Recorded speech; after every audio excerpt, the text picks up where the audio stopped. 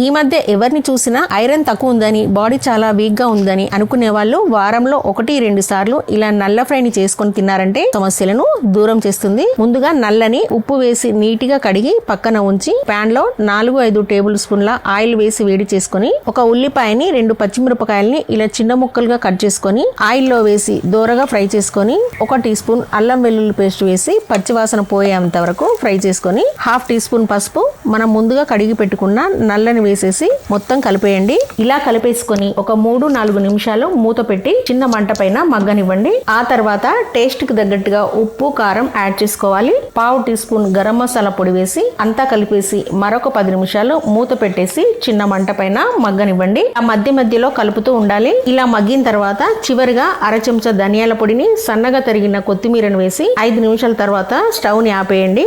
నల్ల fry ready అయింది. Reel ని సేవ్ చేసుకొని మీరు కూడా ట్రై చేయండి.